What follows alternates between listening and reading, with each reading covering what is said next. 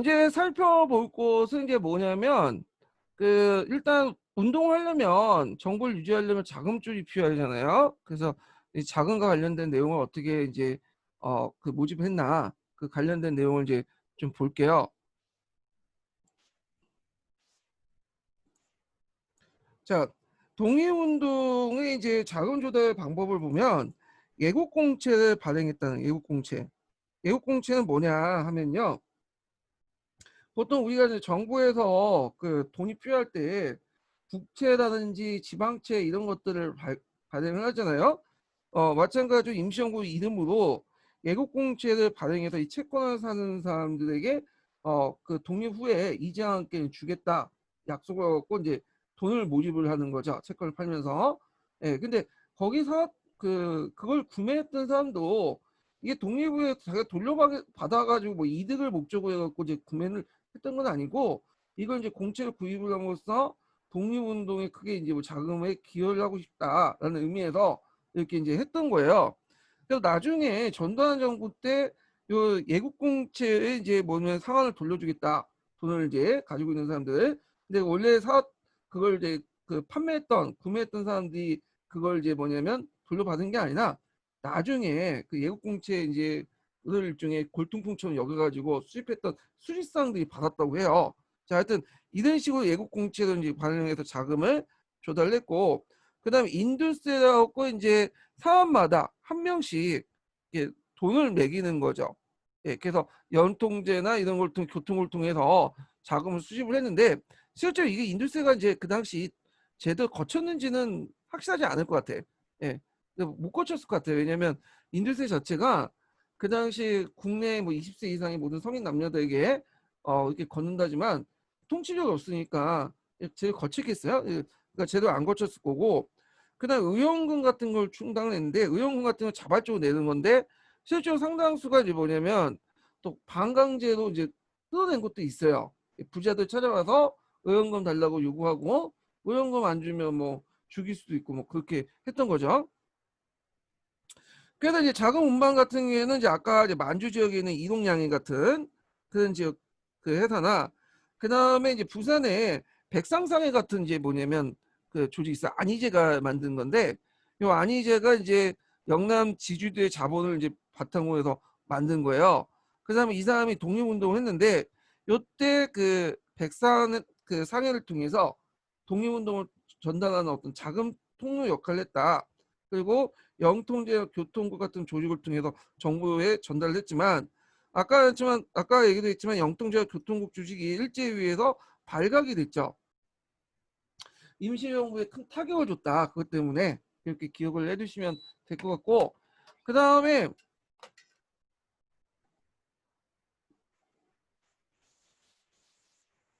군사활동을 볼게요. 자, 군사활동은 보통 초창기 때 이제 외교 독립운동에 치중했죠. 그래서 1920년대 잠깐 반짝했고, 그러다가 이제 물러났는데 대개 1920년대 초반기 때, 그러니까 1920년이죠. 요때 이제 주로 활동을 많이 했어요. 예, 군사활동은. 자, 그래서 이제 이게 예전에 시험 문제 나왔어요. 시험 문제. 자, 국무부를 설치해서 군사 업무를 하게 했고요.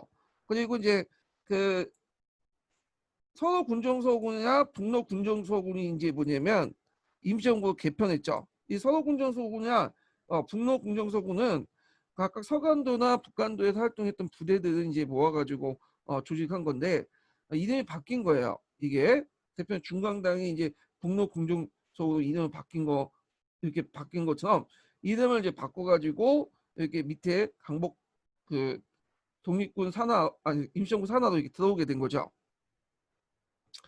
그 다음에 국무부 직할되어서 강복군 사령부가 이제 했고 국내 강복군 총영이 설치됐고요.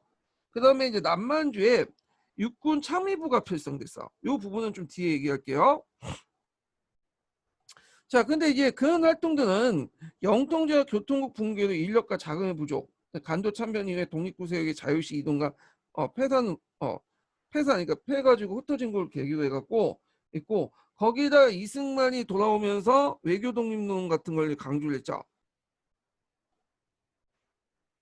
자, 요것도 이제 여기 추가해 보시면 될 것 같아요. 그래서 요 관련된 내용이 기출에 나왔으니까 기억을 좀 해 두시면 될 것 같아요. 자, 그래서 한번 읽어 볼게요. 1016번.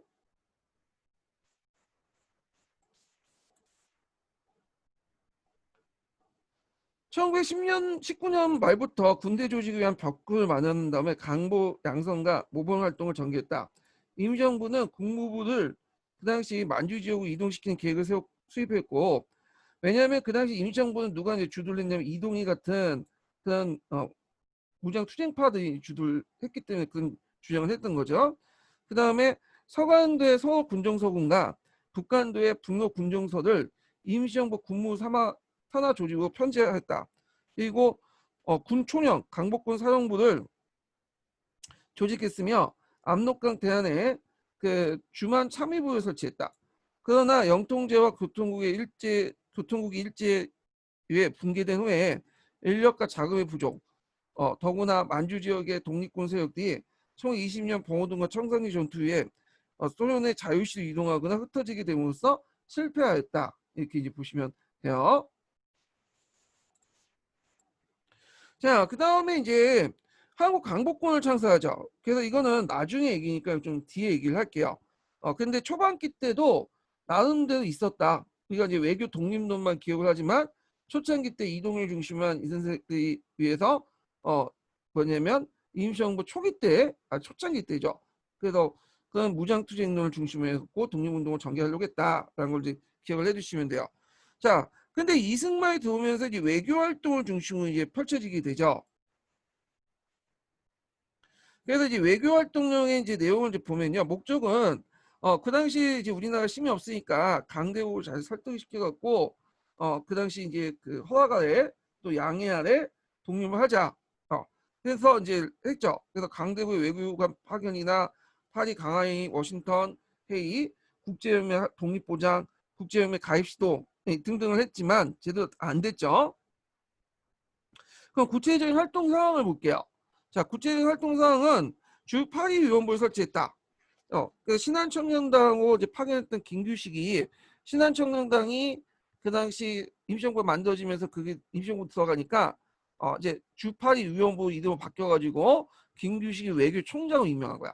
그래서 어떤 책에는 신한청년단이 김규식이 나오고 또 주파리 위원부가 또 김규식이 나오고 두 개가 나오죠. 그러면 서로 뭐 이게 동명이인이냐? 그렇게 하시는 분들이 있더라고. 예, 근데 그게 아니라 역할이 바뀌어졌다 보시면 돼요. 소속 정당이 이제 단체가 들어감으로써 위정을 들어가면서 그 역할이 바뀌어졌다 이렇게 이해를 하시면 금방 이해하실 거예요. 그래서 이제 파리에서 외교 활동하고 독립 공고설 전체 항의 명의도 그 당시 그 파리 강하이에 제출했다는 거.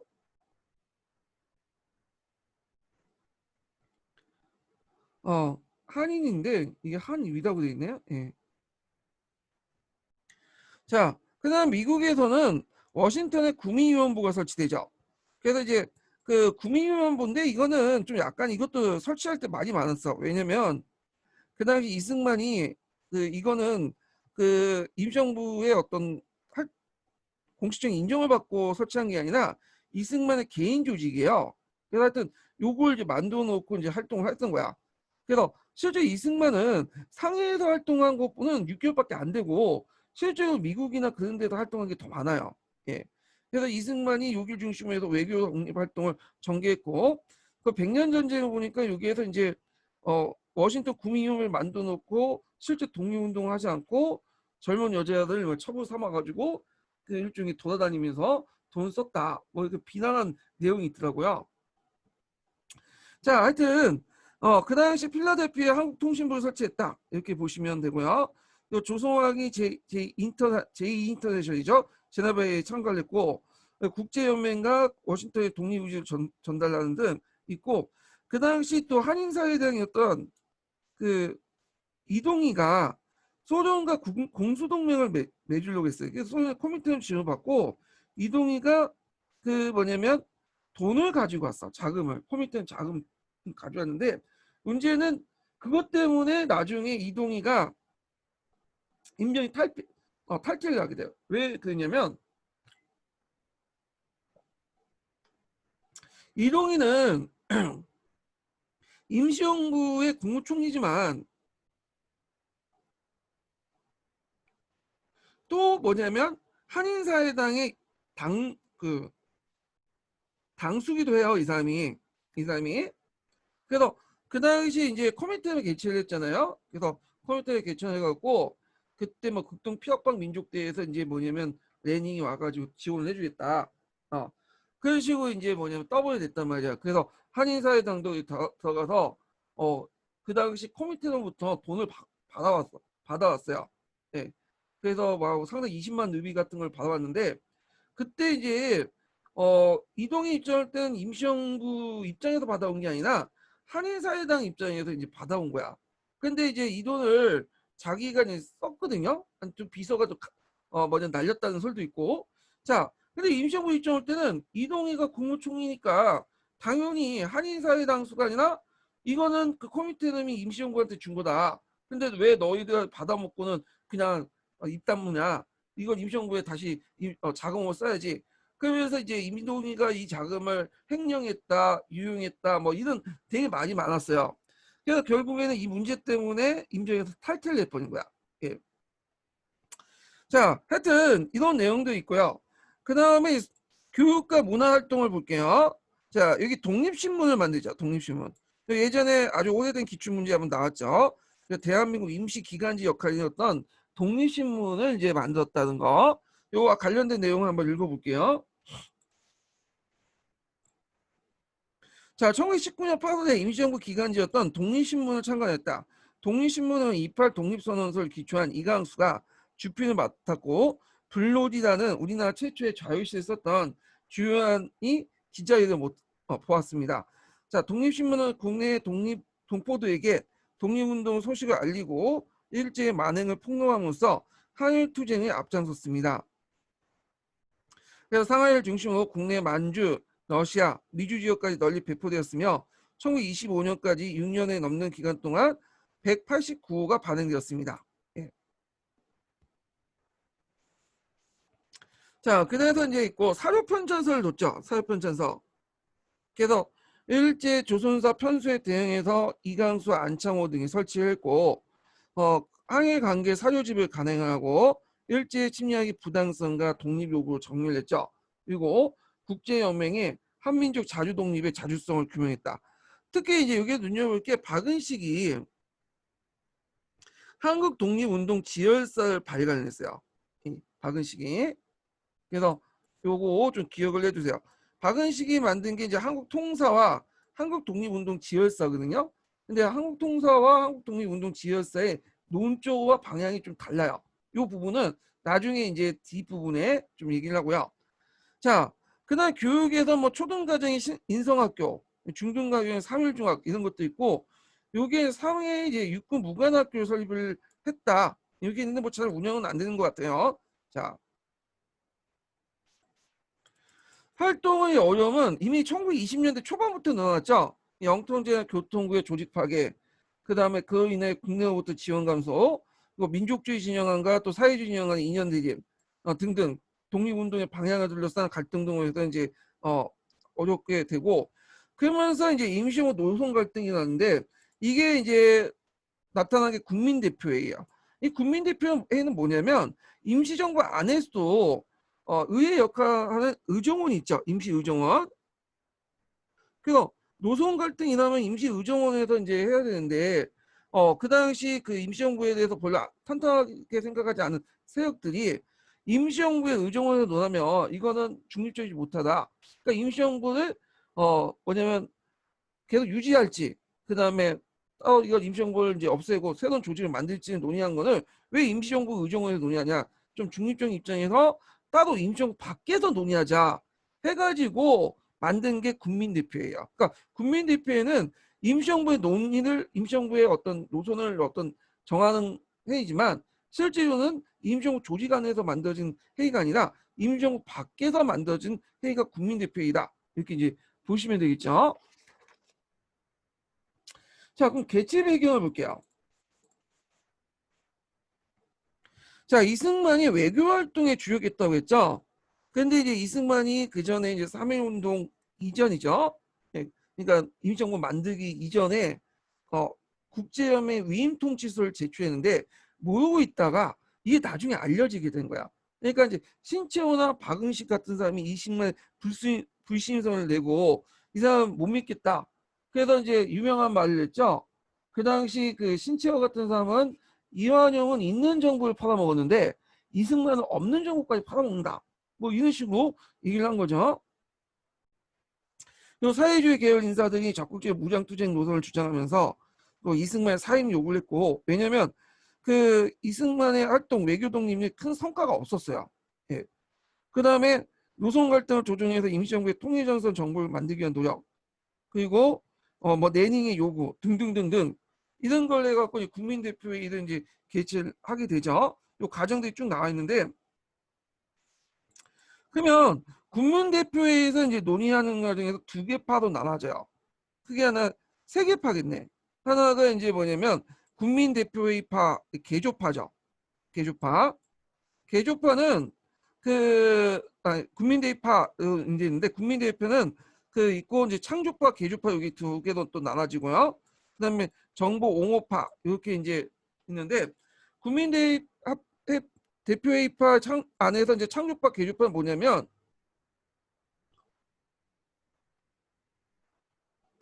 이 창조파들은 뭘 주장하냐면 이미 임시정부는 기능을 상실했다. 우리나라가 이제 임시정부가 이제 뭐냐면 그 정부라고 하지만 통치할 국민들도 없고 영토도 없고 다만 상징적인 주권이 있는데 뭐만 정부란 이름으로 통치할 필요가 있겠냐.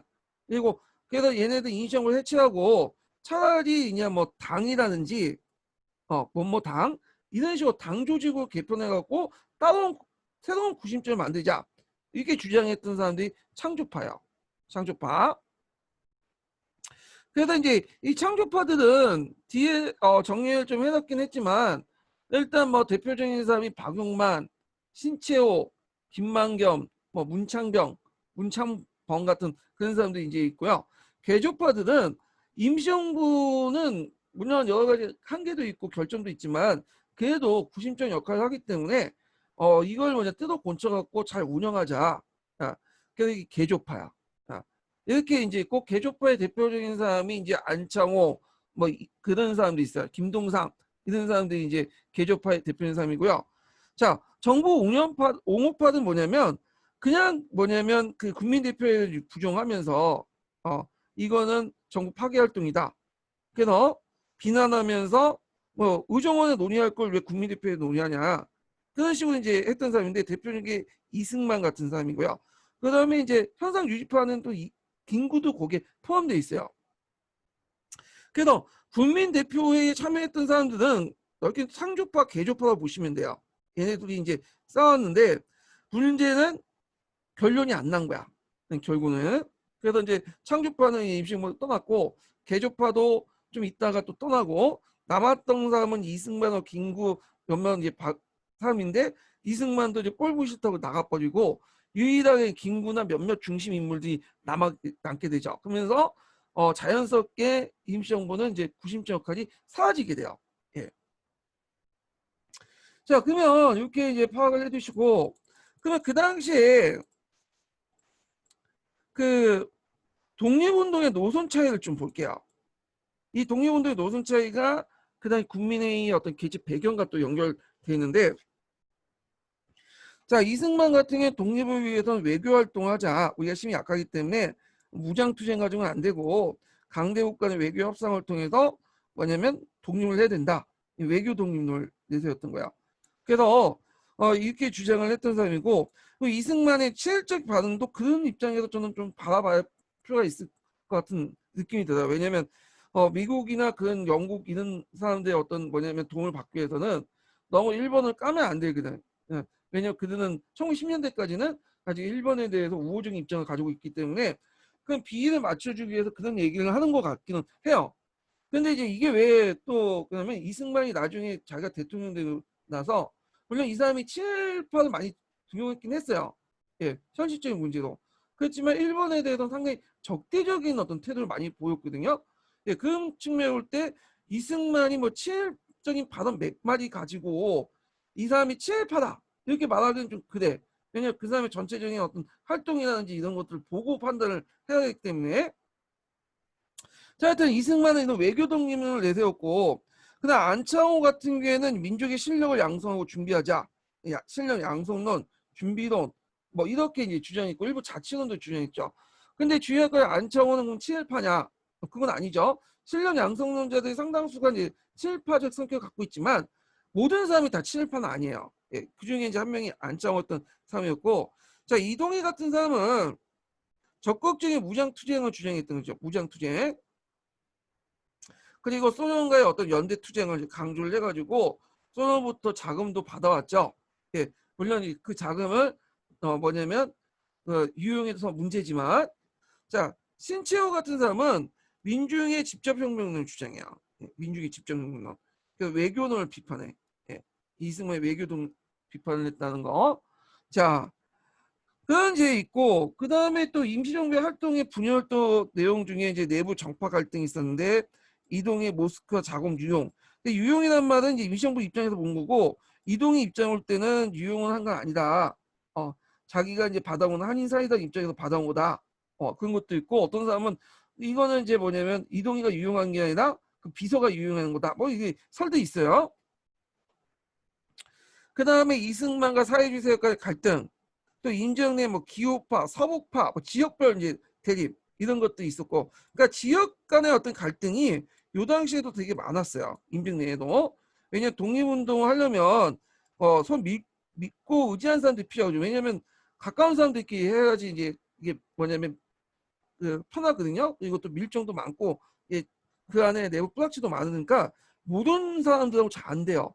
그러니까 자기들 지역끼리 상황끼리 묻혔는데, 이런 것들이 이제 그 후에 임시정부 활동에도 그대 나와갖고 기후판이 서북판이 이러면서 파벌 활동이 나눠지게 되죠. 그다음에 임시정부 외교 노선을 비판했던 임정을 탈퇴한 북경파 대표적인 게 이제 나중에 신채호 같은 사람이 탈퇴하면서 임시정부 공격을 했고, 결국에는 이제 이런 대립을 거쳐서 이제 뭐냐면 결국에는 다 뿔뿔이 흩어져서 현상 유지파들만 좀 남았어요. 김구나 뭐 이런 사람들이 이제 중심으로 이제 활동했다. 자, 그래서 이제 이렇게 있고, 그다음 뒤에 넘어가세요. 제가 이제 창조파하고 개조파 이제 정리를 좀 했어요. 한번 보면 공통점은 임시정부의 한계성을 느낀 거야. 뭐 지역적 제한성이나 통치 국민 부재. 근데 창조파는 이제 임시정부의 절대성을 부인하고 국민대표회의라는 걸 최고 기구로 삼아서 준비하자. 그리고 외교 독립론을 비판하면서 무장투쟁론을 주장을 했고요. 주도 세력들은 이르치크파 공산당.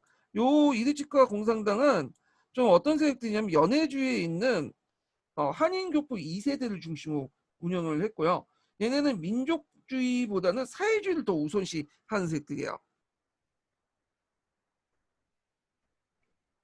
자, 그래서 그 당시 이제 고려공산당이라는 세력이 있었어요. 이걸 좀 얘기하려면 고려공산당부터 얘기를 좀 해야 되는데, 이 당시 고려공산당이 1921년인가요? 21년에 만들어진 것 같아. 네, 고려공산당. 그래서 이제 그 고려공산당이 이제 만들어졌는데, 이 고려공산당은 두 개 세력으로 만들어진 거예요. 앞에 이제 한인세력 사회당이 있고, 이런 세력과 그 다음에 이르치크파 세력도 구성돼 있어.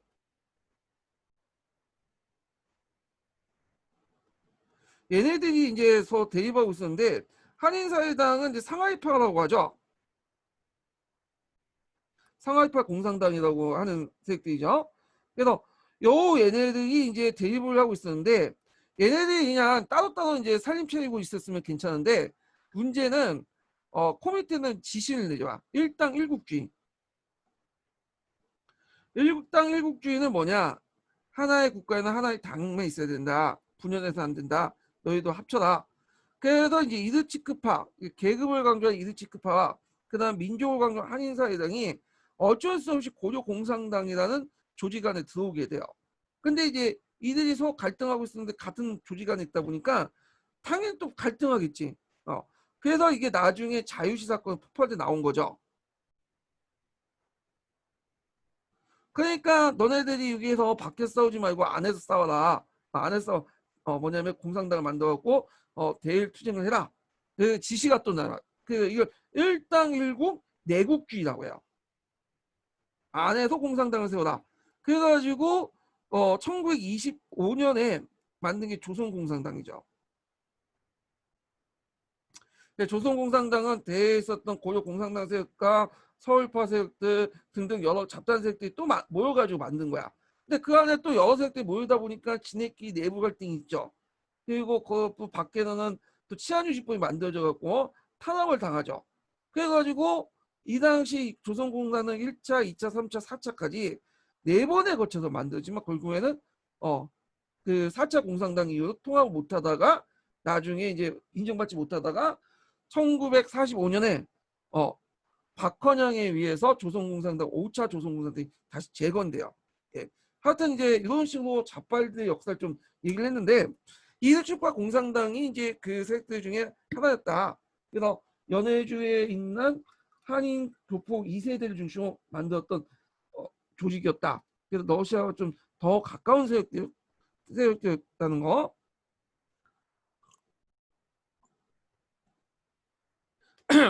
그래서 얘네들은 이제 법통론에서 그 임정원 3.1운동 이후에 생겨난 여러 단체 중의 일부다. 이렇게 이제 얘기하고요. 개조파 같은 경우에는 임정을 인정한 상태에서 개월동에 개선하자는 입장이죠. 그리고 이제 국민대표에는 그걸 보완을 하는 그런 보조적인 걸로 파악을 했고, 뭐 안창호를 중심으로 서욱파, 기호파 일부, 서간도의 독립군 단체들, 그다음 상하이파 공산당 이런 계열들이에요. 자, 그래서 이제 임시정부 법통론을 주장을 했다. 여기에서 예. 자, 결과는 결국에는 다 뿔뿔이 해체되었고 이제 뭐냐면 나갔죠. 그래서 이제 뭐 나중에는 당 조직이 필요 없으니까 정부 조직이 없으니까 이제 이당 치국에 입각해서 그 민족유일당 운동이 대두화되는데 이 부분은 뒤에 좀 간내 이제 민족유일당 운동할 때 좀 얘기를 할게요.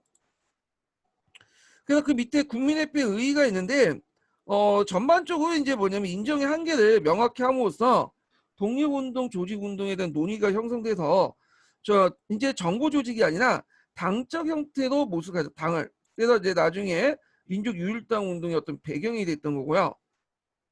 그리고 이제 파리 강화의와 워싱턴에 의해서 이제 그런 강대국대 실상을 인식했죠. 나름대로 기대를 걸고 했는데 이게 얘네들이 일본 편만 들고 우리는 입장을 들어주지 않거든요. 그래서 결국에는 얘네들 믿지 말고 피압박 민족 연대론, 무장투쟁의 어떤 운동 받침을 전하는 계기가 됐고, 그리고 임정의 성격 전환의 계기가 되죠. 그래서 임정 법통령이 부인되면서 이제 아까쯤에 이제 창조파 같은 경우 인정하지 않겠다는 태도죠. 그래서 이제 당 조직으로 전환이 되는 계기가 돼서 민족유일당 운동의 어떤 기초 제공을 해줬다. 이런 기억을 해주시면 될 것 같아요.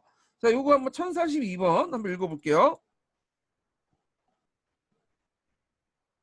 자, 임정의 헌법 개정을 통해 자신을 전 국민의 대표하는 정부가 아니라 강복 운동자만의 조직을 포망했고, 요때는 이제 몇 차 개헌이냐면 3차 개헌이에요. 이 3차 개헌은 유일당 운동을 이제 펼쳐지는 과정에서 임시정부가 임시적으로 위인정부 형태로 운영을 했다고 했죠. 내용적 단조직의 변화를 깨닫기 때문이다. 그리고 대표회의 이후 임종 자신의 한 임시정부 부인이 이루어짐으로써 국의 새로운 당 조직인 최고 기관 설립을 위한 민족유일당 운동이 전개될 수 있는 기초를 제공했다. 그러니까 그래서 법통론이 부인됐다고 하지만 이거는 일부 세력들의 의견이고 계속 법통을 주장하는 사람도 있었어요. 예. 그리고 임시정부 임정법통론은 나중에 강복 후에도 그 당시 계속 끌고 들어왔던 그 논리예요. 이 법통론이 또 이 임정법통론이 나중에 대한민국의 헌법에도 들어가 있죠. 그래서 대한민국의 헌법 내용 보면 전문에 임정법통론이 나와요. 우리는 3.1운동 이후에 세워진 임시정부의 법통은 있고 뭐 그런 내용이 있거든요. 그래서 임정법통론은 대한민국의 그 헌법에도 나와 있는 내용이에요. 이승만도 그 부분을 인정하고 넘어갔죠. 예, 이건 뒤에 좀 얘기를 할게요. 자, 그 다음에 이제 뒤에 넘어가서 임시정부의 재정비 관련된 내용을 볼게요. 다 뿔뿔이 이제 흩어진 후에 이제 김구, 이신영, 이동영 같은 소수 독립가들이 주도를 했고, 그래서 정치 체제가 변화가 되죠. 대통령 중심제에서 국무위원제 중심 지도 체제. 그러니까 이제 이거는 중간에 국무령이 있었죠. 대통령, 국무령, 그다음에 국무위원회 중심 체제. 그래서 국무령은 2차 개헌 때, 그래서 국무위원 중심 체제는 3차 개헌 때 있었고요. 그리고 이제 이승만 대통령 탄핵을 받아요. 이 사람 때문에 분열의 원인이 됐기 때문에 그때 탄핵 받을 때 그 이유가 몇 가지 적혀 있는데 이것 좀 소개를 하면요. 이것도 교과서에 있어요. 첫 번째 이유가 뭐냐면 이 사람이 어, 자금을 유용했다는 거야. 그러니까 임시정부 입장 올 땐 대한민 국민에도 임시정부 산하에 있으니까 거기에서 거뒀던 자금 또한 임시정부의 뭐냐면 자금이겠죠. 근데 이승만이 그 중간에 그거를 일부만 보내주고 나머지는 자기가 꿀꺽했다는 거죠. 예. 이게 첫 번째 이유야. 예. 근데 이승만 입장 올 때는 자기는 뭐 대통령이긴 하지만 임시정부 대통령이긴 하지만 또 대한민국 그 대한 국민의 어떤 의장으로서 자기가 자체로 썼다 뭐 이렇게 얘기할 수는 있지만 하여튼 임시정부 입장에서 그렇게 이제 얘기를 한 거고 두 번째로는 이 사람이 임시정부의 대통령이라는 말은 안 쓰고 대통령이라는 칭호를 않고 한성정부의 집정관 한성정부 영어로는 프리전트라고 대통령이지만 그런 예의로 해갖고 임시정부의 법통을 부인했다. 이 간접적으로 이 내용이 이제 들어가 있어요. 예. 그다음에 세 번째로는 당연히 대통령이면 어디요? 상하이 주도했는데 상하이는 오래 있지 않고 미국에서 주로 활동을 했다. 상하이 거주하지 않고 뭐 등등등 해가지고 이런 이유로 해갖고 이승만이 탄핵이 됐고 결국에는 물러나고 나서 거의 반강제로 물러난 거죠. 그 다음에 이제 뭐냐면 그 좀 있다가 국무령 중심으로 바뀌게 돼요. 이런 내용들 좀 기억을 해두시고 그래서 초창기 때만 구심점 역할을 했던 거야. 구심점. 그래서 노선 갈등 이후에는 23년 노선 갈등 이후에는 뿔뿔이 해체를 갖고 이제 침체기를 하게 되죠. 그래서 나중에 이제 뭐 강복군 활동 이전까지는 실질적으로는 임시정부는 그냥 그 여러 그 독립운동단체 하나에 불과했어요. 예. 그래서 이제 이런 침체를 극복하기 위해서 한인 예국단을 조직이죠. 의열투쟁을 하죠. 김구가. 그래서 유명한 스타 두 명을 배출하죠. 그 당시 이봉찬이나 윤봉길 이런 사람인데 특히 윤봉길의 의견은 그 당시 국민당이 지원을 적극적으로 이끌어내요. 그래가지고 이 강복군도 주식하면서 나름대로 이제 후반기 때 30년대 후반부터는 물론 좌파는 아니지만 민족주의 내에 구심점 역할을 또 하게 되죠. 예. 그래서 이 내용들 좀 기억을 해두시고요.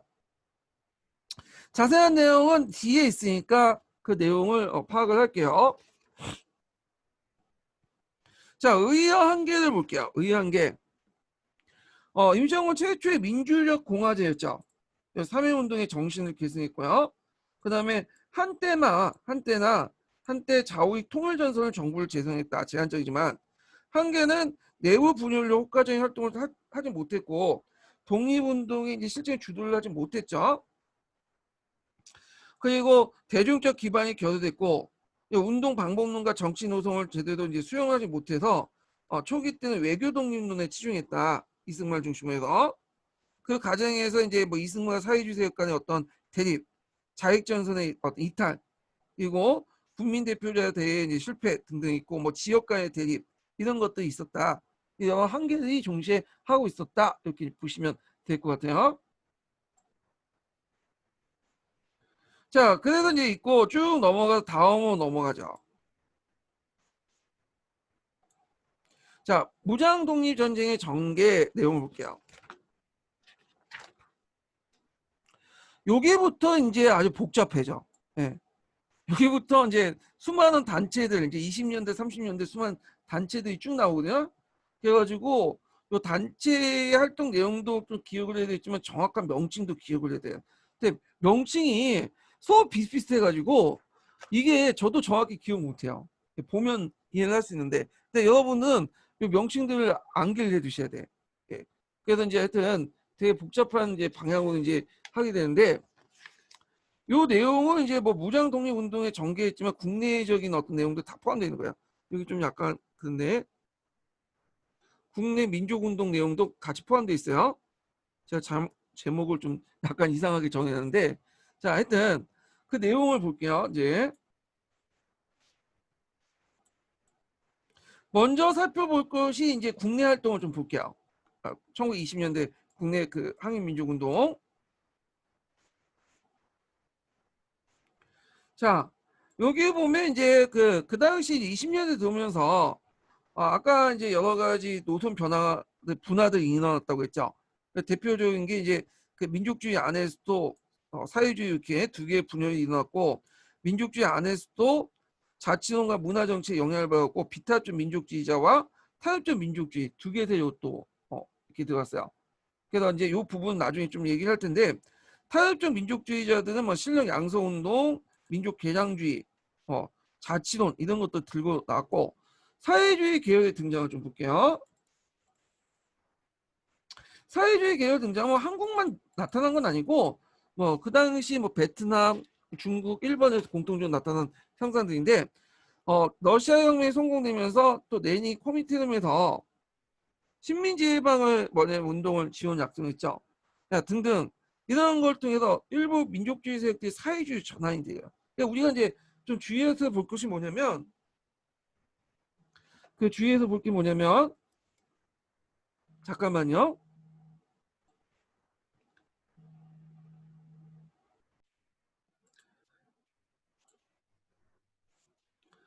죄송합니다. 전화가 와서 잠시 이제 약간 멈춰졌어요. 자, 그래서 이제 이렇게 이제 그 레닌의 어떤 식민지 해방 운동 지원 약속 이런 것들이 이제 사회주의 운동을 확산시키는 계기가 됐는데, 이런 현상들은 이제 우리나라뿐만 아니라 중국도 그래요. 이거는 중국 살 때 좀 얘기를 했고요. 그러면 사회주의 운동가들이 이제 그 얘네들이 그 민족주의 운동을 전혀 안 했냐, 그렇게 말하기 힘들어. 왜냐하면 민족 운동을 했던 사람 중에 일부가 사회주의가 됐기 때문에, 그렇게 했기 때문에 기본적으로 이들도 민족주의자예요. 그렇지만 이제 사회주의를 안 받아들인 민족주의와 구별하기 위해서 그들은 사회주의라고 이제 따로 카테고리를 묶지만, 그들도 계급 투쟁을 하지만 민족 투쟁, 그 독립운동도 같이 했던 사람들이에요. 예. 이거는 우리나라뿐만 아니라 중국이나 베트남이나 다 똑같아. 그 사회주의 애들이 순수하게 사회주의만 하고 뭐 민족의 문제를 등한시한 건 아니죠. 왜냐하면 민족을 운동하다 보니까 사회주의 운동을 선택을 했던 사람이야. 예. 그래서 민족주의라는 것은 어떤 이제 하부 이데올로기 구조를 갖고 있기 때문에 뭐 자유주의와 뭐 민족주의, 그러니까 자본주의, 사회주의 다 끌어안을 수 있어요. 그러면 이들의 이제 운동 방향의 전반적인 성격을 보면, 국내에서 활동했던 민족주의 계열을 기준으로 얘기하면요, 얘들은 이제 자본가 중상층 계층이고, 언론 사회 활동이나 뭐 평화적인 방법으로 외교적 활동으로 하려고 했던 사람들이고요.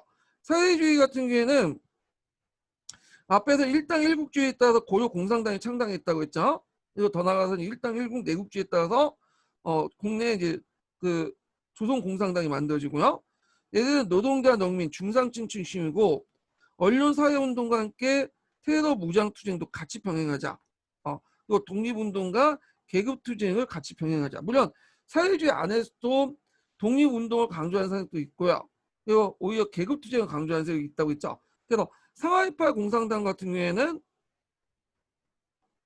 민족의 독립운동에 더 관심을 했고, 그 다음에 이름해서 이르츠쿠파 공산당 있죠. 얘네들은 계급투쟁을 또 강조했고, 그렇게 이제 좀 아까 성격이 달라요. 자, 그러면 1920년대 들어와서 이제 무장투쟁은 없었냐? 아주 간헐적이지만 좀 존재하고 있었어요. 예. 그래서 20년 초반이죠. 1919년에서 20년까지 초반까지 뭐냐면 무장투쟁 운동이 있었는데, 이들은 이제 뭐냐면 천마산대, 뭐 보합단, 구월상대 이런 사람들이야. 예. 그래서 이제 얘네들 특징은 친일파 숙청, 신민통치기관 파괴, 그 다음에 만주 독립군과 연결시켜갖고 이제 활동을 했고요. 그러니까 만주 독립군 세력과 연결돼 있어요, 이 세력들이. 그래서 군자금 모금 이런 것도 있었고요. 요 친일파 제거는 공통적이네요. 자, 그래서 유격전에 만주 독립군과 연결해서 이제 활동했다. 이것도 뭐 네, 이렇게 있고. 자, 그러면 천마산대를 볼게요. 천마산대는 그 천마산대 최시원 같은 구한말 군인 조직인데 평북 의주의 천마산을 중심으로 이제 활동을 했어요. 7.18 숙청 식민통치 기간 파괴 일제 치안 행정 마비 활동을 했다가 국내에 이제 활동을 못하니까 나중에 만주 독립군과 흡수 통합이 됐다. 그래서 그 통일부에 편입됐다. 이렇게 보시면 돼요. 그다음 보합당 같은 경우에는 김시향이 중심에서 의주 동암산 거점을 통해서 군작을 모범을 중점을 했고 임시정부에 송금을 했고요. 나중에 독립군과 합류를 했다는 거. 자, 구월산대는 그 이명서를 중심으로 해서 항해도 구월산 쪽으로 해갖고 일제 관리와 밀정을 처형시키고 악질 관리를 수습하는데 그런 활동을 했죠. 그러니까 이 천마산대나 보합단이나 뭐 구월산대 활동 내용도 보면 되게 어느 지역이에요. 있으면 요 서북방 지역에서 주로 활동했던 지역이야. 그래서 다 중국 쪽과 연결된 지역이죠. 그래서 의병 그 독립운동 세력들과 연결된 활동을 했는데 활동 자체가 되게 미비해요. 이런 활동 자체가 활동하다가 또 뭐냐면 또 맥이 끊겨. 맥이 끊기고 그 맥을 이제 이어받은 사람이 이제 나중에 김일성이죠. 좀 뒤에 좀 얘기할게요. 자, 이런 단체들이 있었다 하고 넘어가시면 될 것 같아요. 자, 그러면 국내 이제 뭐냐면 그 운동 중에 60만 세 운동 볼게요. 뒤에 60만 세 운동과 그러니까 뒤에 강주 학생 운동은 예전에 시험문이 나왔어요. 그래서 이거 좀 파악을 해 두셔야 돼요. 자, 60만 세 운동은 배경을 보면 일제 강경한 민족 분열 정책, 그러니까 독립운동 세력가의 노선들이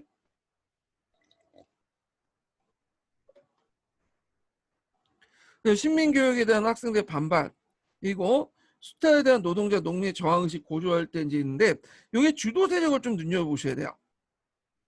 이 주요 세력은 좌우합작적 연합 조직이 성격이 있어요. 여기 이제 제가 조직들을 이제 만들어봤는데 되게 큰 부류나죠. 일반 성층을 주도를 했고 학생층인데 자 여기 안에서도 민족주의 세력과 사회주의 세력 같은 이제 계열들이 있었죠. 그래서 권오소를 중심으로 사회주의 세력과 천도교 계통의 민족주의 세력들이 연합을 하게 되죠. 자 그래서 처음에는 이제 얘네들이 중심으로 했어요. 조직을. 그래서 얘네들이 이제 뭐냐면 나름대로 조직을 이제 뭐냐면 열심히 운동을 열심히 주도를 하고 있었는데 문제는 이제 이걸 주도하다가 발각이 돼버린 거야. 발각이 됐어. 그래서 얘네들이 그걸 하지 못하고 실제로 이거를 이제 했던 사람은 학생층이에요. 학생층. 근데 이 학생층 안에서도 이제 요때 학생들은 어떤 사람들은 중학교 정도 되는 학생, 중학교나 전문학교, 그러니까 어디시고 따지면 중고등학교 애들이 이제 주도를 했다 보시면 돼요. 지금 중고등학교 애들은 우리가 이제 고삐리 하면서 이제 되게 무시하고 그러지만 그 당시에는 상위 1, 2%만 갈 수 있었던 머리 좋은 수재들이에요. 집안도 어느 정도 괜찮고요. 그러다 보니까 나름대로 엘리트 의식을 가지고 있고 나름대로 지식인으로서 의식을 가지고 있었던 계층들이었죠. 그 얘네들이 이제 뭐냐면 사회주의 세력들과 민족주의 세력들로 이게 또 얘네들은 나눠져 있었는데 준비 과정에서 일반 성인층 애들이 이제 성인들이 발각이 됐잖아요. 조직들이. 그래서 자연스럽게 학생들이 이제 뭐냐면 주도를 하게 돼요. 자, 그래서 결국에 학생들을 중심으로 해갖고 60만 세 운동이 조직됐다. 이렇게 기억을 해두시면 돼요. 그러면 여기에서 이제 알 수 있듯이 우리가 일반 성인층이나 학생들 이렇게 알 수 있듯이 뭐죠? 좌우 합작적 성격을 갖고 있죠. 좌우 합작적 성격. 그 60만 세 운동은 뒤에 이제 좌우 합작 운동에 큰 또 영향을 줘요. 그런 성격 때문에. 예. 자세한 내용은 그 밑에 있으니까 각자 읽어보시고요. 이렇게 있고 뒤에 넘어가서 이제 전개 과정을 보죠. 자, 60만 세 운동은 순종의 인사인, 순종의 장례식이죠. 예, 순종의 장례식을 계기로 이제 했는데 뭐 순종이 어떤 뭐 지도적인 역할을 한 건 아니에요. 그러니까 그 고종처럼 어떤 주도적인 어떤 독립운동의 어떤 상징 역할을 한 건 아니지만 일단 조선 국왕이나 상징적인 어떤 그 마지막 국왕이라는 상징 의미도 있고, 그리고 그 당시 일제 탄압 때문에 대규모 행사나 이런 것도 잘 못했거든요. 그러다 보니까 모일 수 있는 방법이 이런 국장, 그러니까 국왕의 국장밖에 없었던 거, 아주 좋은 혹이죠. 그래서 요때 이제 사회주의 세력이 뭐냐면 이때 이제 그걸 계기로 해서 청년 조직들, 그러니까 성인 조직들 그걸 주도하려다가 이제 발각이 해서 학생 중심으로 바뀌게 되고, 학생들 중심으로 만세 시위 운동이 전개돼요. 또 이것이 각 학교에 연쇄 반응을 일으키면서 뭐냐면 확산이 되죠. 예. 그래서 요 내용을 좀 볼게요. 1926년 4월에 순종의 죽음을 계기로 민족 감정이 고조되자 사회주의자는 제2의 3.1운동을 계획했다. 조선공산당이 이를 추진하게, 이때 조선공산당은 제2차 조선공산당이에요. 자, 2차 조선공산당 이를 추진하기 위해서 60만세 운동 투쟁 지도특별위원회를 만들었다. 이 단체는 건동지 등 민족지지자 지도를 받으면서, 이게 이제 얘네들 천도교 조직이죠. 그래서 전국적인 규모의 대중 시위를 준비했다. 그러나 거사가 며칠 앞두고 지도부가 일제 발각되어 무너지고 말았고, 지도부의 해체 이후에 학생단체가 60만세 운동의 실질적인 책임을 담당하도록 했다. 그래서 전문학교, 고등보통학교는 이제 보통학교 졸업하고 나서 뭐 했던 건데, 그 당시에 5, 6년제였죠. 그래갖고 이제 오늘날 중고등학교 정도 보시면 돼요. 그래서 고등보통학교 학생들로 구성된 학생단체들이 태극기 경문 등을 준비하고 회원들 이를 배포하도록 하였다. 예. 그래서 이제 그 영향을 보면 이제 학생들이 민족의식 고취시켜서 각지의 학생 항일 결사를 조직한 계기가 되고, 이때 이제 독서회라는 건 이제 일종의 오늘날 말하면 동아리 정도 되겠죠. 그래서 책을 읽는다는 명분 아래 뭐그 여러 사회주의 서적이나 이런 이제 그들을 읽고 이제 토론하고 민족 의식을 환영시키고, 또 학생 비밀 결사 운동 형태로 해서 이거 있고요. 그 다음에 민족 유일당 운동에 신호를 하고요. 요때 이제 그 60만세 운동을 계기해서 동맹호학이 많아요. 60만세 운동과 그 강주 학생항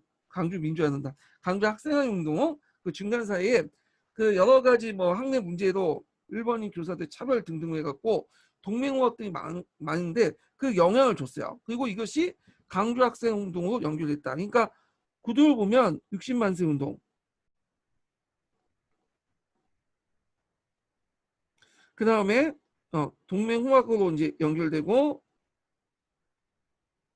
호학이 상당히 빈발하게 맞고, 그 과정에서 강주 항일 학생 운동이 나왔다는 거죠. 그래서 국내 민족주의 운동의 특징을 보면 20년대 넘어가면서 이제는 지역 각 단체 명망가 중심에서 운동을 하는 것보다는, 얘네들은 주는 이제 그 투쟁보다는 좀 약간 이제 뭐냐면 문화 투쟁 그래서 자치운이나 이런 것들을 이제 하게 되고, 합법적인 방법에서 하게 되고, 이에 대해서 이제 실질적으로 이제 으쌰으쌰 해갖고 운동을 했던 애들은 학생이라고 보시면 돼요. 예. 얘네들이 주로 이제 이런 것을 만세 시를 중심으로 했거든요. 만세 시는 3.1운동 이후에 일종의 저항의 표시를 이제 했던 시위 운동이죠. 그래서 저항하면 이제 이때는 만세예요. 만세. 원래 만세라는 거는 황제가 지나갈 때 만세 만세 하잖아요. 왕이 지날 때 천세 천세 할 때 그런 거였는데, 이때는 이제 뭐냐면 일종의 시위 형태 고착화된 거죠. 그러니까 우리가 이제 시위하면 촛불 집회 하는 것처럼 그런 식으로 생각하시면 돼요.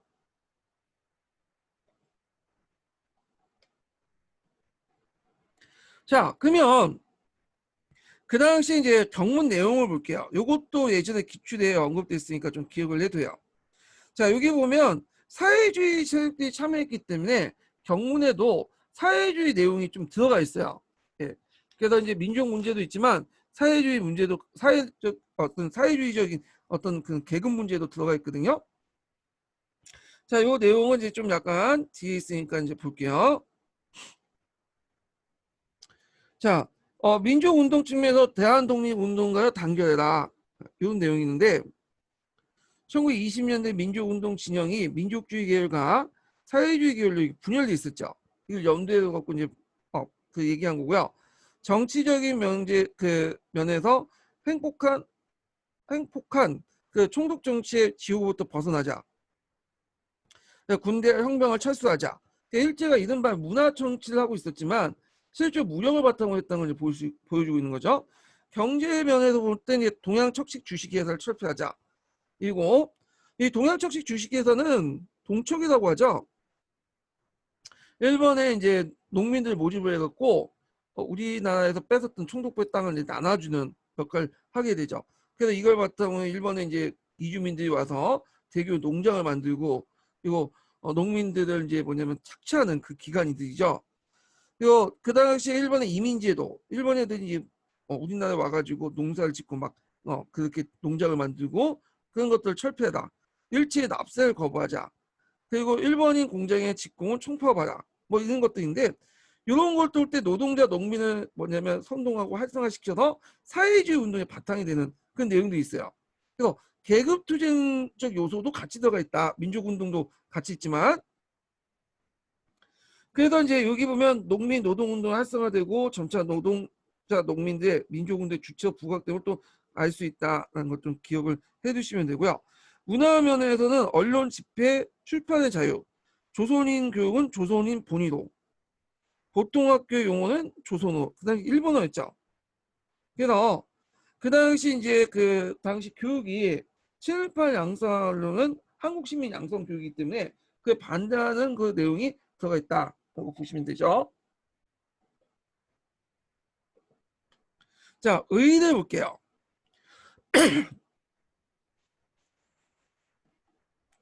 자, 학생 중심의 운동이 독립운동의 중심으로 부상이 되었다.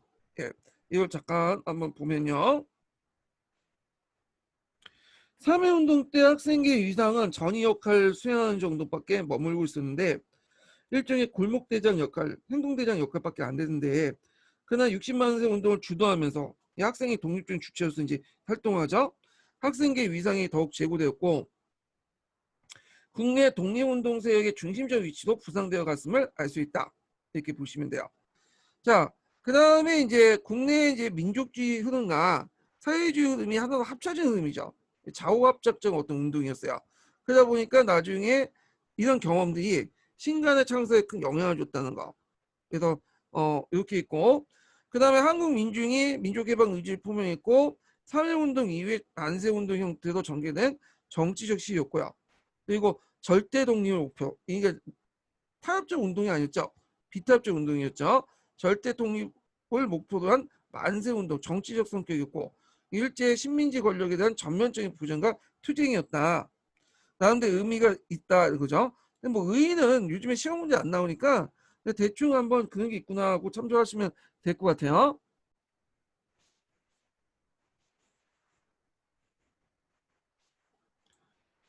자, 그 다음에 뒤에 넘어가서 강조학생항해 운동을 볼게요.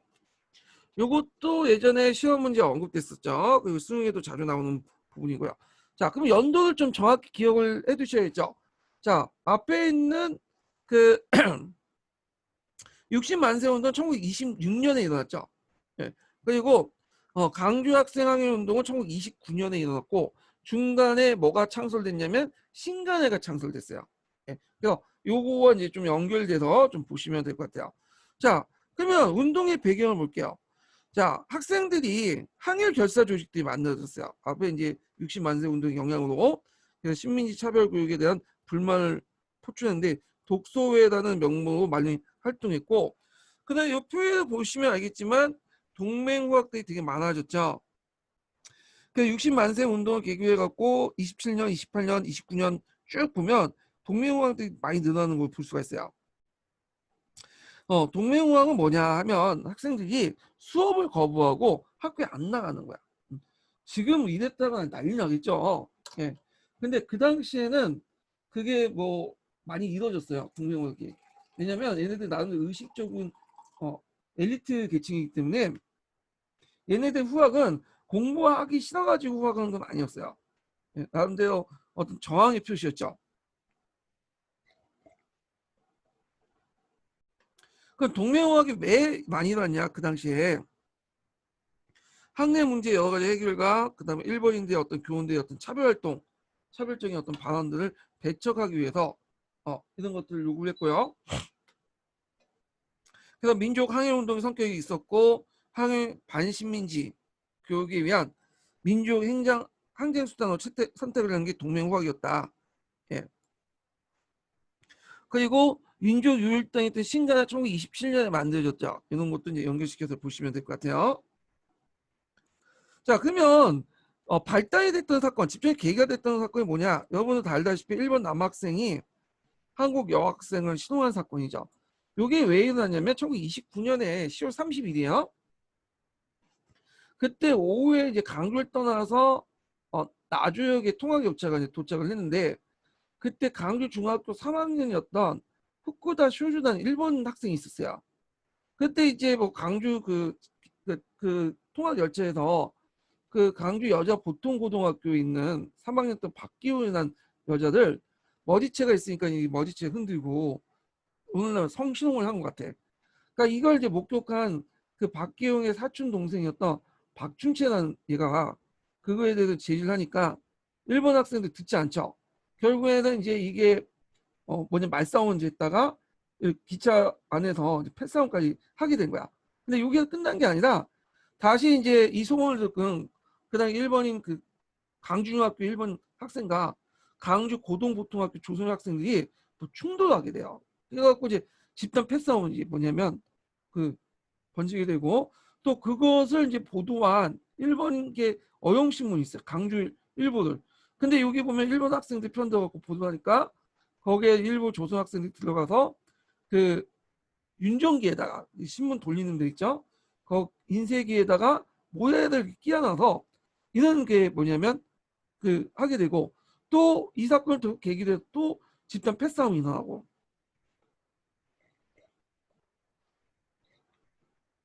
자 그런 등등 해가지고 이제 상황이 확대는 나간 거죠. 자 그리고 이제 명칠날 그러니까 12월 3일이죠. 이때 이제 그 메이지 초항의 어떤 탄생인데 이때 신사참배 및 일본 국가 재창 거부 등등 이런 여러 가지 문제로 해갖고 이제 양국 학생들 대교 충돌이 일어나 등등해서 결국에는 이제 강주에서 학생 운동이 일어나고 여기 강주에서만 끝나는 게 아니라 이게 전국적으로 확대돼 나가죠. 그래서 전라도 지역이든 목포나 나주 등 지역을 이제 거쳐서 전국적으로 확산되는데 이게 전국적으로 확산될 수 있었던 배경은 뭐냐면 종전의 동맹후학이나 이런 통해서 이제 만든 조직 비밀 조직 결사와 독소의 조직 이런 것들이 이제 바탕으로 해서 뭐냐면 전국적인 학생 운동으로 퍼져 나갔다. 그리고 거기에 이제 만주 일본인 거주 학생들이 동조하고 일반 국민도 참여하고 거기다 또 신간에도 이렇게 뭐냐면 진상조사단 파견하게 되죠. 자, 그래서 이들의 이제 주장 내용은 60만 세 운동 비슷해요. 식민지 교육 철폐, 일제 타도, 민족 해방 이런 것들을 주장을 하게 돼요. 예. 그래서 이렇게 이제 있고 이런 것들 좀 보시고 자 운동의 확산 내용 아까 지금 얘기했던 것 좀 보시면 되고 목포인데 예, 못하네요. 자 그래서 이제 신간회가 강주 학생 운동을 후원하기 위해 조사단을 파견하죠. 허연이나 김명로, 황상국 이런 사람들 했는데 허연이 이제 그 당시 신간회를 이제 주도했던 사람들이에요. 근데 이제 문제는 이게 이제 나중에 이제 조사단을 파견하고 나서 여기에서 이제 거기서만 끝난 게 아니라 서울로 올라와서 민중 대회를 개최를 하려고 했어요. 그래서 이제 개최를 하고 이걸 이제 그 강주 학생 운동의 열기를 서울까지 확산시키려고 했거든요. 근데 이걸 이제 일본 경찰이 알게 된 거죠, 일제가. 그래서 허영 같은 이제 지도부들 일거에 뭐냐면 그 구속을 해. 그래서 강경파 지도부들이 구속이 되고 좀 상대적으로 온건했던 김병로라는 사람이 있어요. 여기도 있네. 온건파죠. 이 사람도 뭐 독립운동을 했지만 약간 허연보다는 좀 약간 온건한 성향이고 좀 타협적 성향이에요. 이 사람을 이제 뭐냐면 지도부 이제 앉힌데 유도를 하죠. 뭐 직접 임명한 건 아닌데 그래서 급진파 대신에 이제 온건파가 이제 지도부를 장악을 하면서 이제는 이것 때문에 이제 이런 것들이 타협적 민족주의 성향이 들어가게 되면서 신간 안에서 그러면서 사회주의 갈등이 일어나게 돼. 결국 이게 나중에 사회주의 이탈한 요인이 되죠. 예. 자, 그래서 요 내용이 예전에 시험문제 나왔기 때문에 좀 기억을 해주세요. 예. 이거는 신간에 관련된 내용 할 때 좀 더 얘기할게요. 자, 의의를 볼게요. 의의도 뭐 시험 문제 잘 나오진 않겠지만 일단은 파악을 해두면 일본 제국주의 식민통치에 타격을 가하고 국내 각계각층의 독립운동을 공양시키고요. 자, 식민지 노예 교육 철폐, 조선인 본인의 교육제도 확립을 요구하고 전국적인 학생 민족운동 연대와 예국적인 민족운동 단체 연대의 형성을 크게 강화했다. 그래서 신간의 조사단 파견 등 민족 투쟁의 전환의 계기가 됐고요. 3.1운동 이후에 최대 민족운동이었다. 예, 요 내용들 파악을 해주시고요. 자, 그 다음에 1번 문제 볼게요. 1번. 자, 한국사 능력검정 기출문제에 있는 내용인데 요게 이제 뭐하고 유사하냐면 예전에 독립운동 예전에 기출문제 있죠. 예전에 나왔던 민국 기출문제가 유사해요. 이 문제가 한번 볼게요. 자, 다음은 일제강점기의 독립운동의 경무 및 선언서인데 선포한 시기 순서를 옳게 나열한 것은 자, 순서대로 좀 보면요. 조선은 청년 독립단은 2천만 민족을 대표하여 정의와 자유를 승리를 득한 세계 민주의 정독립을 기성하기를 선언하나. 여기에서 조선 청년 독립단이 나오죠. 자, 이 조선 청년 독립단은 그 당시 일본인 동경 유학생을 중심한 비밀 조직이에요. 채용팔이나 그 당시 이런 이강수 같은 사람들이 있었던 단체들이죠. 이 28 독립선언서야. 여기에 요 단체가 했던 28 독립선언서. 요거 외워두세요. 그래서 일제강점기 때 문제들 보면 이 단체 이름을 명칭을 물어보거든요. 채점하기 편해서 그런지 몰라도 그래서 명칭을 정확히 기억을 해 두셔야 돼요.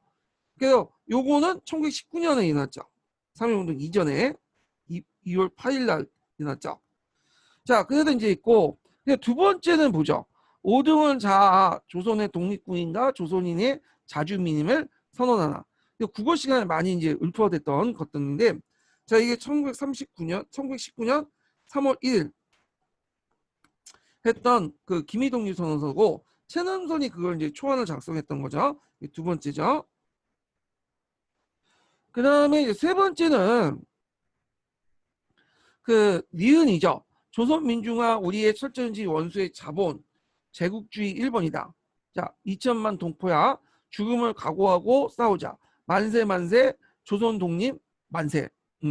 자, 요거 뭐 제국주의 1번 뭐 이 등등 해야 되니까 약간 사회주의 피나 60만세 운동이야.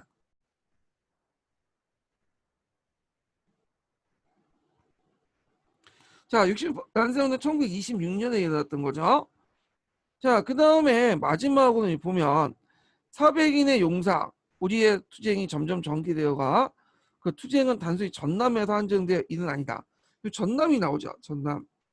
참고 60만 세 운동 서울에 일어났던 거죠. 전 조선 수백만의 학생 대중은 우리들의 승리를 기다리고 2천만 민족은 그 우리들의 성공을 눈물 머금고 갈망한다. 그래서 전남 강주 그 당시 전남 강주에 있었죠. 그러니까 전남은 강주에 있었던 그 도청 소재지였죠. 그래서 이제 강주에서 시작된 거지만 전국 확산됐다. 자, 그러면서 강주 학생운동 1929년에 일어났죠.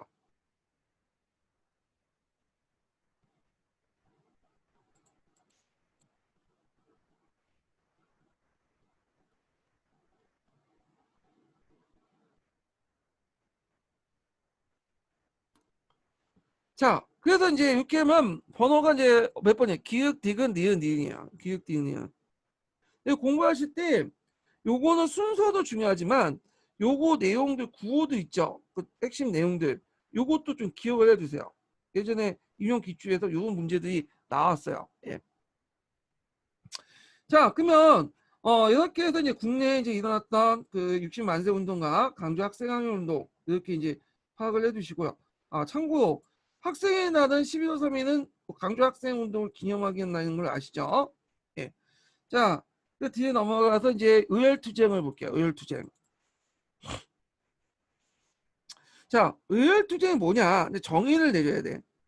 비밀 결사를 통해서 요인 암살 테러, 간청 파괴 같은 걸 통해서 독립운동을 전개하는 방식. 그래서 좀 이렇게 나쁘게 말하면 테러 활동 이렇게 얘기를 하고, 그래서 일베들은 이제 뭐 이 의열투쟁할 테러와 지금 테러하고 뭔 그 있냐, 그래갖고 우리가 이제 테러 단체들, 알카에다나 뭐 그런 단체들 비슷하다 뭐 이런 막론리를 제시하는데 이건 다르죠. 왜냐하면 그 알카에다나 이런 사람들은 지금 테러 활동들은 주로 불특정 다수를 대상으로 한 거야. 불특정 다수. 예. 그래서 얘네들은 이제 뭐냐면 불특정 다수를 해갖고 상대 반에서 의열투쟁들은 딱 목표가 정해져 있죠. 우리 그 민족이나 그 이런 것도 압제하는 기간, 일본 압제하는 기구였고 요인 암살, 특정한 요인 암살이나 그 다음에 이런 이제 그 특정 기간을 목표로 하기 때문에 그 지금처럼 불투적 다수라는 어떤 무차별 그 태도와 좀 다른 성격을 갖고 있어요. 목적성도 분명하고. 그래서 단순 비교해서는 안 된다라고 저는 생각을 하고 있거든요. 자, 이때 비밀 결사는 여러 가지가 있지만 그중에 대표적인 단체가 의열단하고 한인예국단이에요. 그래서 의열단과 한인예국단을 중심으로 한번 볼게요. 자, 의열단은 1919년에 만들어졌어요. 자, 결성 배경을 보면 독립을 위한 강력한 무장 조직의 필요성을 느끼고 김홍봉, 이종황, 유세준 같은 사람들이 결성했는데 특히 김홍봉이라는 사람이 중심 인물이죠. 요 김홍봉은 여러분도 알다시피 이 무정부주의자야. 무정부주의자. 강복 후에는 이제 그 월북을 했죠. 월북한 이유에 대해서 뭐 노독수에 딱이 떼가지고 열받아갖고 했다는 설도 있고 있는데, 자 그때는 이제 사회주의자죠. 사회주의로 이제 변신되고. 자 그래서 요번에 김홍봉 때문에 이제 문제가 됐던 사람 있죠. 김홍봉을 뭐냐면 그 최근에 대통령께서 헌추원에 안장을 시키고 뭐 이렇게 그런 말을 한 것 같은데, 이거에 대해서 이제 김홍봉이 일제시대 때 그 당시에 무장투쟁을 하고 민족운동을 공헌을 했던 것은 인정하지만 김홍봉이 자진은 월북을 했잖아요. 그러니까 6.25 전쟁 때 강제로 납북된 것도 아니고 지 스스로 월북을 했고, 그리고 노독수의 딱일 때 해가지고 뭐 열받아서 뭐냐면 했다는 말이 있는데 이거는 이것도 정확하지 않아요. 이게 기록이 전해지는 거고 막상 김홍은 그 얘기가 없어요. 그럼 김홍 자신이 그 얘기를 한 적도 없고, 그리고 그 당시 북한 정권에 참여해서 뭐 뜯어 말렸다는 것도 있지만 6.25 때 직접 와서 자기가 전투를 지휘를 했고, 그리고 많은 민족들에게 뭐냐면 그 많은 민족을 죽였죠. 6.25 전쟁이 일으켜갖고. 네. 그래도 그 김일성을 도왔던 그 김홍봉을 이 사람의 훈장을 주고 현충원에 뭐 지금 추설 매장을 해야 되냐, 그냥 감을 만들어서 해야겠지만 뭐 이런 논란이 많았잖아요. 그래서 하여튼 문제적 인물이에요, 이 사람이요. 그렇지만 요 당시에는 민족운동을 했다는 건 인정을 해줘야 돼요. 예, 무정부주의자로서.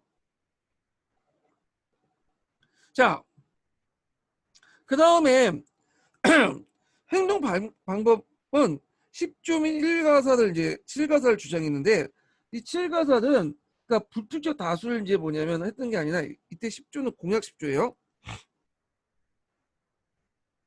7개 대상을 정해놓고 민족의 독립운동에서 파괴를 하자, 이렇게 이제 한 거죠. 그래서 여기에서 이제 5개 파괴 지정을 했죠. 5개 파괴. 5개 파괴하는 그 일본의 그런 기관들은 조선총독부, 뭐 동양척시 주식회사, 매일신보사, 그다음에 경찰서, 기타 제국주의 주요 기관, 그리고 그다음에 7가살 7명의 이제 뭐냐면 그 사죄할 수 있는 애들, 조선총독 이하의 고관, 군부 수뇌부, 타이안 총독, 매국노, 친일파 거두, 뭐 밀정, 반민족적 귀족들, 이런 애들을 이제 죽이자, 이렇게 이제 정했죠. 그리고 이런 걸 통해서 뭘 이제 뭐냐면 노렸냐면, 이렇게 이제 뭐냐면 그 테러를 하고 의열 활동을 해서 많은 사람을 그 상징적 인물을 죽이고 그 다음에 통치기구를 공격하고 하면 신문 보도를 할 거 아니야. 물론 이게 악의적으로 보도했겠죠. 일본 그 통치하니까. 그렇지만 이 민중들이 이걸 보고 자극을 받아서 3.1운동처럼 민중의 집적혁명론을 유발시킬 수 있다. 이렇게 주장해요. 그래서 민중의 집적혁명론은 신채호가 주장한 거지만 전반적으로 이게 민족주의 신채호가 주장했다고 하지만 신채호만 주장한 게 아니라 원래부터 무정부주의자가 그렇게 주장을 했던 거야. 그러니까 이때 민중이라는 것은 초계급적인 거죠.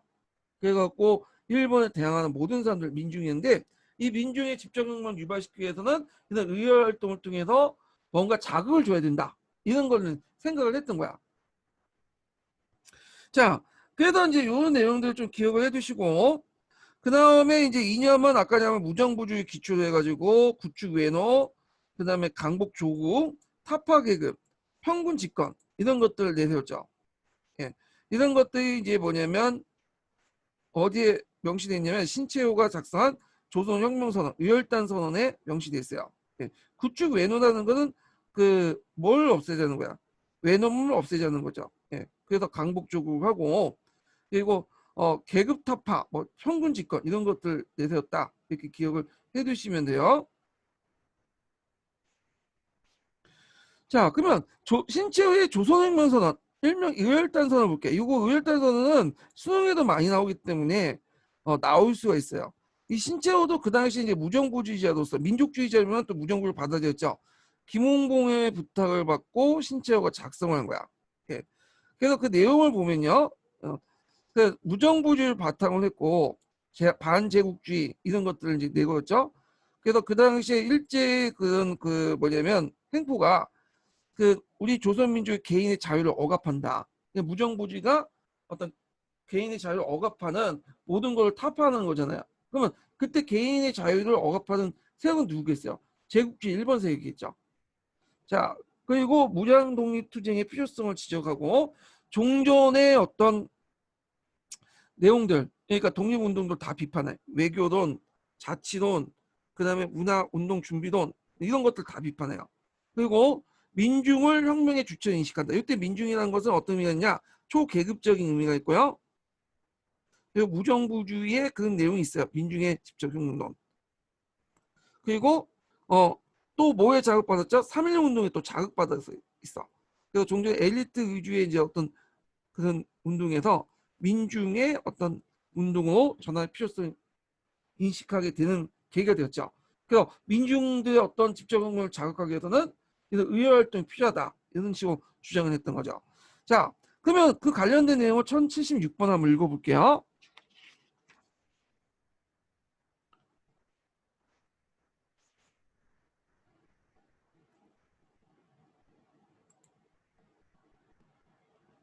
아, 이거 내용이네요.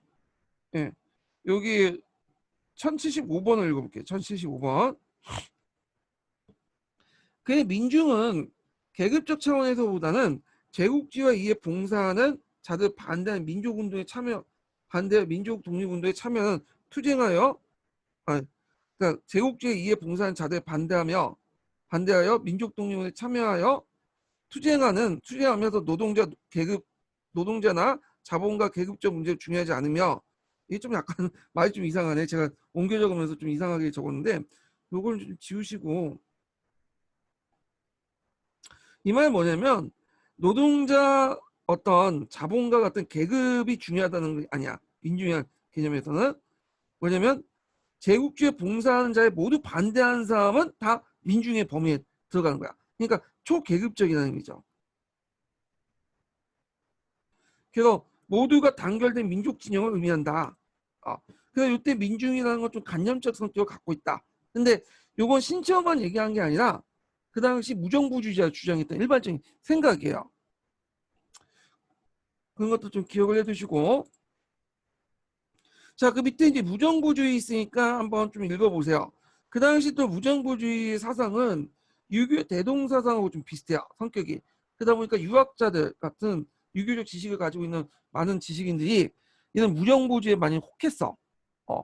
그래서 그 밑에 보시면 유교의 어떤 그 이상적인 대동 사상과 공통점이 많아서 그 당시 유학자 출신 중에서도 동조자가 많이 나왔다. 이렇게 기억을 해두시면 될 것 같고요.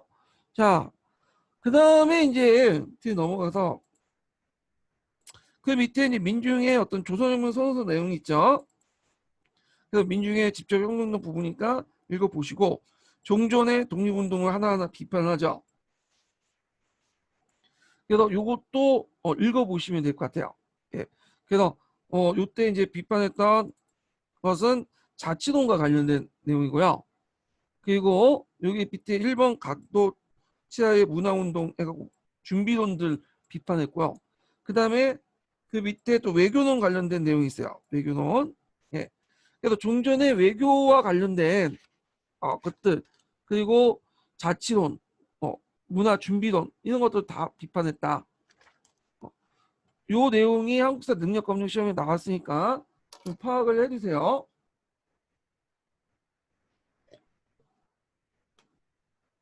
자, 의열단은 나중에 이제 코미테와 연대를 하게 되죠. 그래서 그 원래는 계급 투쟁 같은 게 없는데 거기 앞에도 언급했지만 계급 타파나 토지평 같은 내용이 있어요. 그래서 이런 것들은 이제 사회주의와 연대된 측면이 있어요. 예. 그리고 그 당시 이제 코미테의 입장 관계를 가지면서 이제 사회주의 단체를 반몰하게 되고 레닌주의의 정치학교 북경을 설립하여 청년 단원을 양성하면서 이들을 국내에 보내어 국내 사회주의와 함께 노동운동을 참여했다. 그래서 원래는 무정부주의와 사회주의는 다른 개념이죠. 그래서 김홍문도 원래는 무정부주의였지만 사회주의 연대를 해가지고 돈을 좀 파먹을 필요가 있겠죠. 그래갖고 사회주의 사상을 받아들이고 조금씩 이제 점진적으로 사회주의로 전환됐다. 그리고 결국에는 월북 후에 아니 사회주의자 변신을 하게 된 거죠. 자, 그러면 의열대 조직 활동을 할 때 볼게요. 1930년대 되면서 종전 의열 활동을 가지고 이제는 좀 한계에 부닥친 거야. 개별적인 어떤 투쟁은 이제 반짝 쏘여갖고 뭐 널린 자기 존재감을 확산시킬 수 있지만 실제 이게 뭐냐면 아무것도 개선시킬 수 없다. 그래서 개별적인 무장 투쟁보다는 조직적인 무장 투쟁이 필요하다는 걸 인식하게 돼요. 30년대 되면서. 그래서 중국 혁명세력과 한일 투쟁을 연대를 하게 되고 그리고 나서 조선민족혁명당을 결성하게 되죠. 요건 좀 뒤에 좀 얘기할게요. 그 다음에 이제 군사훈련에서 이제 한국군관학교에 이제 또 들어가서 군사훈련도 받고 그 다음에 국민동 지원 아래 이제 조선혁명 간부학교도 창립하게 되죠. 자, 그럼 그 관련된 내용 한번 읽어볼게요.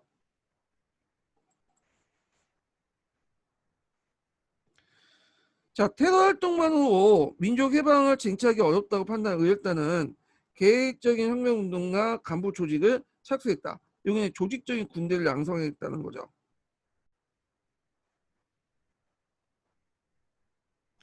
자, 이에 따라 많은 단원들이 항포군관학교 입학하고 이거 되게 유명하죠. 국민당의 어떤 당군을 육성하기 위한 뭐냐면 군관학교고 그리고 이제 장개석이 이제 교장으로 있던 학교죠. 그래서 입학해서 군사교육 및 간부훈련을 받았다. 자, 만주사변과 상하이사변을 계기로 김홍봉은 난징으로 옮겨가 의열단 활동을 다시 시작했다. 1930년대 전반기에 의열단은 중국 국민당 정부 지원안에 난징 근처에 조선혁명 간부학교를 창립하여 군사훈련을 심었고 중국 관내 지역의 독립운동의 정당과 단체 통합운동의 주도적인 역할을 하였다. 그래서 만든 것이 조선민족혁명당이죠. 예. 처음에 민족혁명당이었다가 뒤에 조선민족혁명당으로 바뀌었는데 이건 좀 뒤에 얘기할게요. 이거는. 자, 그래서 이제 이렇게 해서 이제 한번 쭉 봤고 거기 이제 한국사 능력검증 기준을 풀어보기 전에 제가 요거 번호를 알려드릴게요. 서포트 인증번호 두 번째요. 87번이요. 87번. 적으셨죠?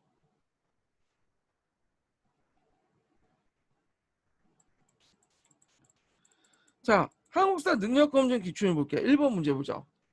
다음은 일제강점기 어느 단체의 선언문이다. 자, 이 단체와 관련 있는 내용을 보기에서 모두 고른 것은 자, 강도 1번이 우리의 국호를 없이하며 우리의 정권을 빼앗으며 우리의 생존의 필요 조건을 다 박탈했다. 이상의 사실에 의해서 우리는 일본 강도의 정치, 꼭 다른 민족의 통치가 우리 조선 민족 생존의 적임을 선언한 동시에 우리는 혁명수단으로서 우리의 생존의 적인 강도 일본을 죽여버리는 것이 우리의 정당한 수단임을 선언한다. 자, 요 내용인데 그 무장 투쟁 같은 걸 이제 할 수 있다. 뭐 의열단 선언을 준 내용이죠. 자, 그러면 의열단 선언과 관련된 의열단과 관련된 내용을 볼게요. 자, 위의 선언은 이 단체의 부탁으로 신채호가 작성한 조선혁명 선언 맞죠? 의열단 선언 또는 조선혁명 선언이라고 하죠. 그 다음에 이제 밀양 경찰서 그 폭탄 투척 사건 각채기가 이제 일으킨 사건이죠. 했던 거고. 그 다음에 그 조선 총독부 폭탄 투척 사건. 예. 기밀 뭔데? 아 이름 까먹었는데 하여튼 그 사람이 했어요. 자, 그런 사람들은 이제 되게 어디에 속했던 사람이냐면 의열단이죠. 의열단이 이제 뭐냐면 테러 활동에서 5개 기간을 정해놓고 했죠. 그 기간에 들어갔던 거고. 그 다음에 대한민국 민주정부가 침체에 빠지자 활기를 불어넣기 위해서 그 산하단체를 조직한 것은 의열단이 아니라 이거는 이제 김구가 조직된 한일예국단이에요.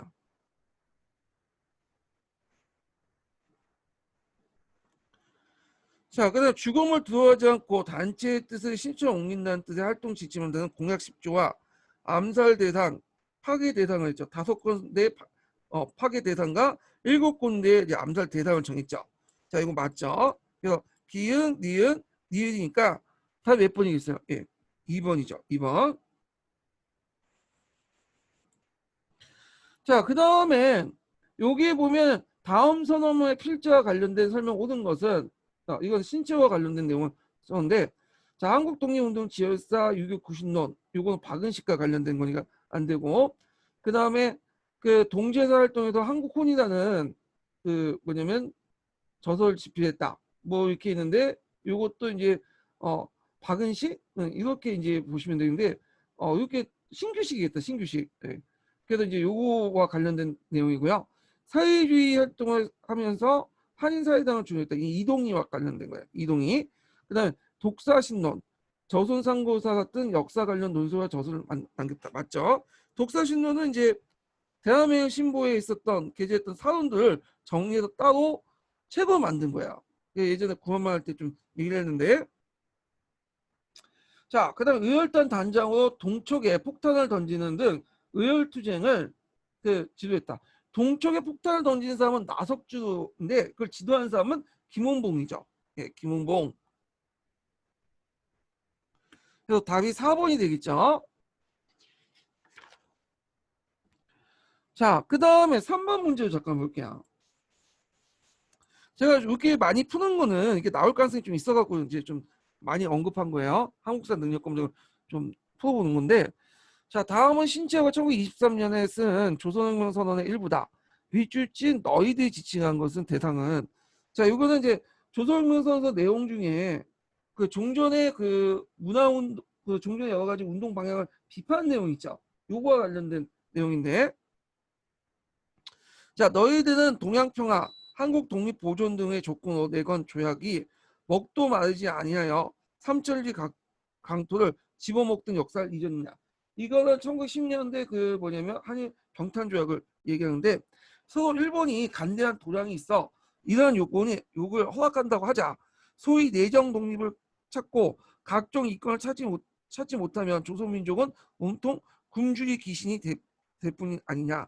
제 나라의 무상계급의 허례까지 착취하는 자본주의 강도국 식민지 인민이 되어 몇몇 노예 대의사를 선출로 어찌 굶어 죽는 하늘 면하겠느냐.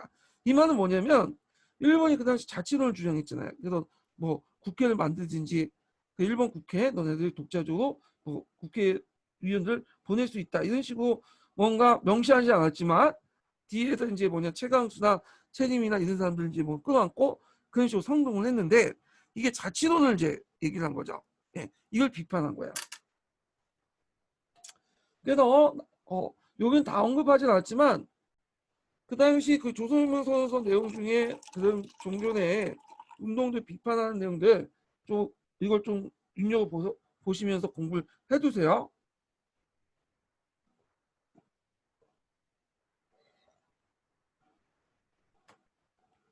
자, 그다음에 한인예국단인데 한인예국단은 좀 쉬었다 하죠. 요거는요. 예. 요거는 좀 쉬었다 진행을 하겠습니다.